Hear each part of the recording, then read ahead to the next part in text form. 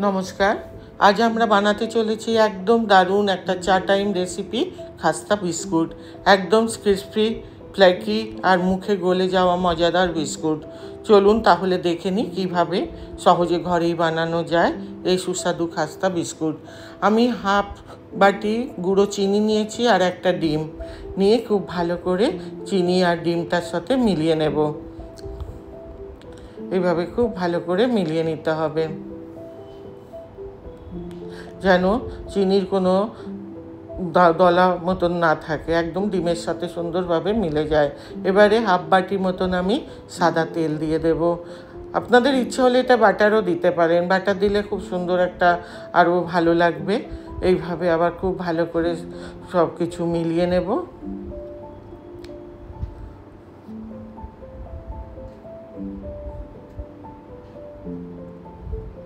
এবারে এক বাটি ময়দা আমি ভালো করে মিলিয়ে নেব।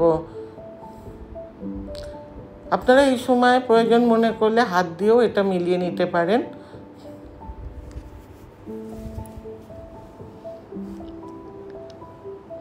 এইভাবে সুন্দর করে সব কিছু মিলিয়ে নেব।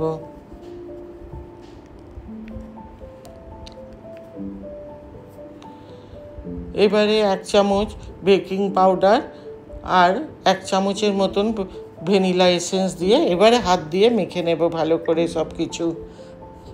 এখন একটু চেটচেটা মতন লাগছে, চিনি দেওয়া আছে তো চিনিটা গলে যায় এই জন্য লাগছে, কিন্তু আপনারা 10 মিনিট মতন রেস্টে রাখার পর এই জিনিসটা হবে না। একটু শক্তার প্রয়োজন যদি মনে করেন আর একটু ময়দা মিলাতে পারেন। এইভাবে মেখে আমি 10 মিনিট মতন রেখে দেবো। এবার হাতটা আমি পরিষ্কার করে নিয়েছি, নিয়ে হাতের মধ্যে একটু তেল বা ঘি লাগিয়ে নিয়ে আপনাদের পছন্দ মতন কোনো শেপ দিয়ে বিস্কুটের আকারে গড়ে নেবেন। আমি এইভাবে একটু লম্বা লম্বা মতন করে এইভাবে করছি। নিয়ে এবার চাকু দিয়ে একটু এইভাবে কাট লাগিয়ে নেব একটু ডিজাইন আনার জন্য। দেখুন এইভাবে আমি প্রত্যেকটা বানিয়ে নিয়েছি। এবারে একটু তেলটা হালকা গরম করতে হবে, যেন খুব বেশি গরম না হয়ে যায়। নিয়ে আমি বিস্কুটগুলোর মধ্যে দিয়ে ভাজতে থাকবো।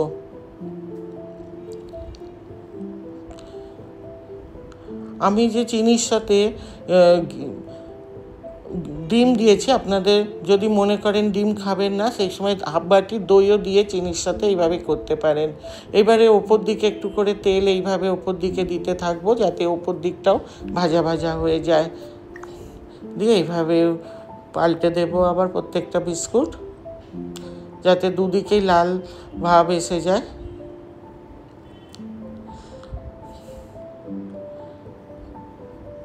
এটা কিন্তু সম্পূর্ণ রান্নাটাই একদম কম আঁচে করতে হবে।